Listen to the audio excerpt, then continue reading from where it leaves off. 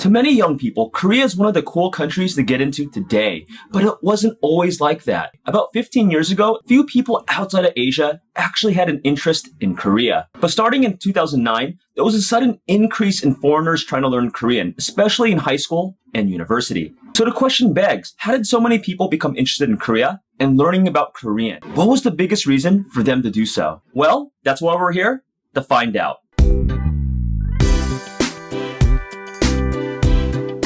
Now, there are a lot of reasons why people become interested in learning about a different country and its language. So again, I'll repeat the question. What was the biggest reason for people getting interested in Korea, as well as learning Korean? And I won't hold you guys in suspense. I'll just tell you the answer now. The biggest reason is pop culture, without a doubt. And what I mean by pop culture is the entertainment aspects, such as movies, music, dramas, TV shows, makeup, food, gaming.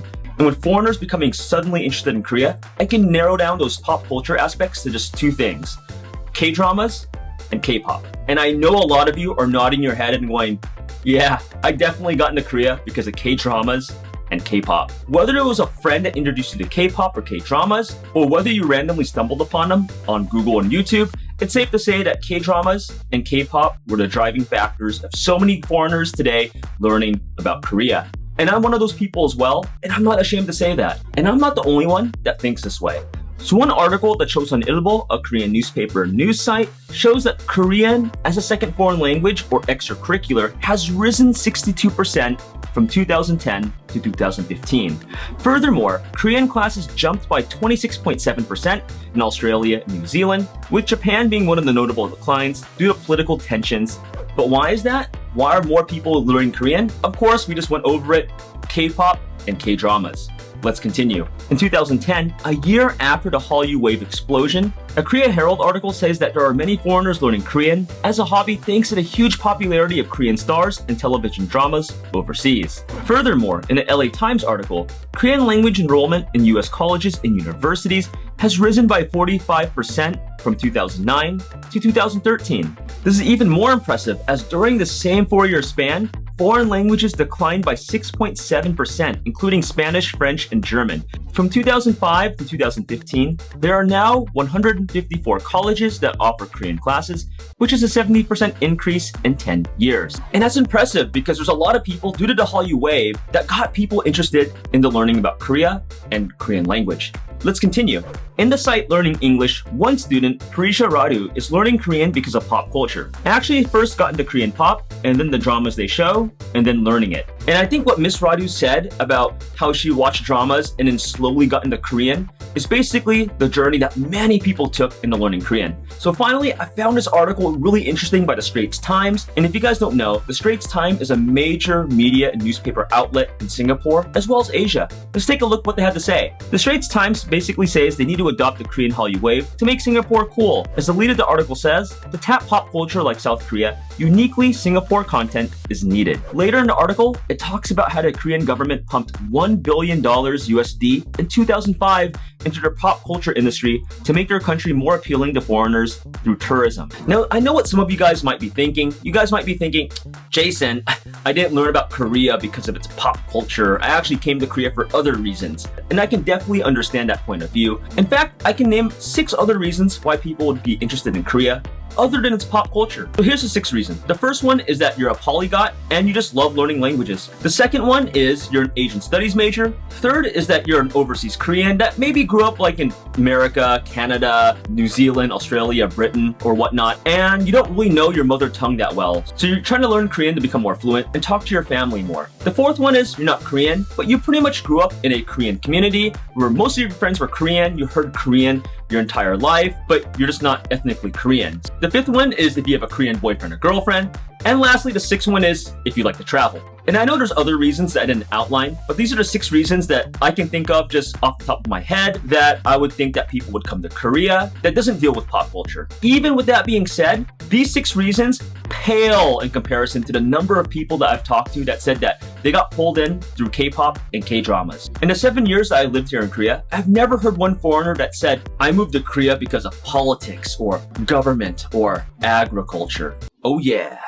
agriculture. I've never heard any foreigner say that once in my time living here in Korea. Instead, here's what usually happens when I meet foreigners at K-pop events, parties, or at universities. I got interested in Korea because I fell in love with EXO or BTS, or Girls' Generation and 21 are my girl crushes. Or if you're on the K-drama side, it's basically, oh my god, I saw My Love from Another Star, or I loved Hobgoblin, and I had to learn more about Korea ever since. Even adding on to this, a lot of my friends back in California, when I go visit them every year, they always talk to me about K-pop and K-dramas, especially K-dramas. They always say, Jason, have you seen this new drama? And then they name drop like 10 dramas. And a lot of them, admittedly, I haven't seen. And they continue by saying, I really want to travel to Korea now because I saw this drama. I really want to see where that drama was shot. When I moved to Korea back in 2010, a lot of my friends didn't really have as much of an interest in K-pop because it was just getting really popular. It didn't really hit that global phenomenon just yet. And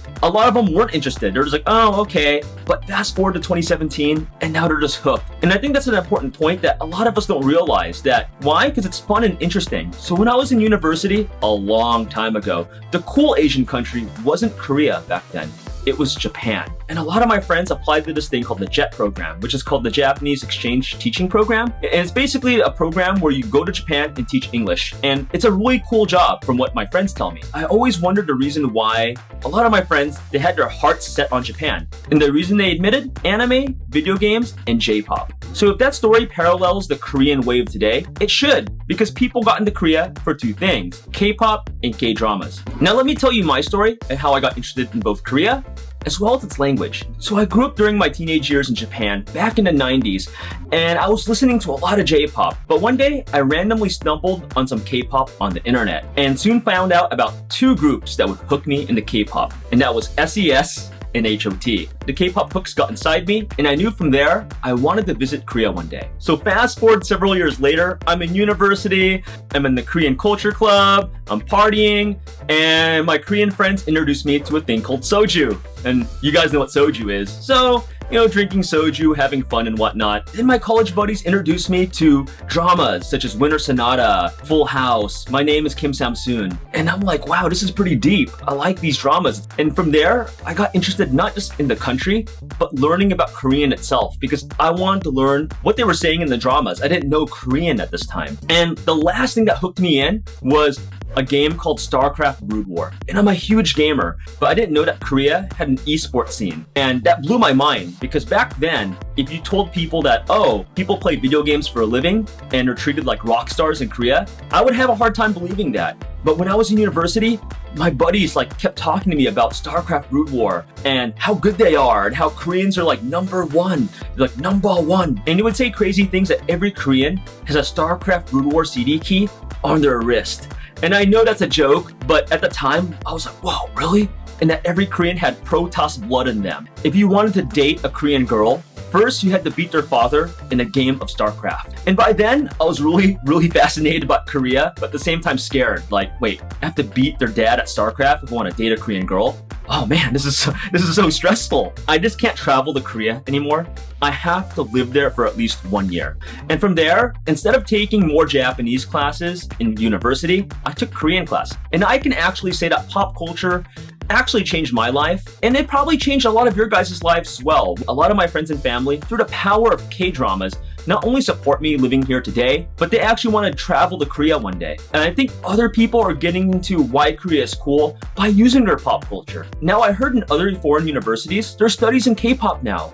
You can actually write your master's thesis in K-pop. I know that K-pop and K-dramas are studied a lot now in both business majors as well as marketing majors and music majors as well. And I was also talking to my former Korean teacher back in university just maybe a year ago. And she says that she actually uses K-pop to introduce the class. That she used the song by Akdong musician called 200% or 200%. And I also found that former US President Barack Obama even mentioned SHINee during one of his speeches when talking about Korea. So what did you guys think about this video? What did you guys think about pop culture being the gateway for many foreigners to learn about Korea and the Korean language? I'd love to hear your comments in the comments below. I would love for it if you guys can answer two more questions. When did you get into Korean pop culture? And two, how did you first become interested in Korea and learning about Korean? I'd love to know those answers, again, in the comments below. And lastly, if you guys want an upcoming free ebook on K-pop journalism and what it's like working here in Korea as a journalist, please sign up for our free email list below. And with that being said, I'm off to listen to some more K-pop,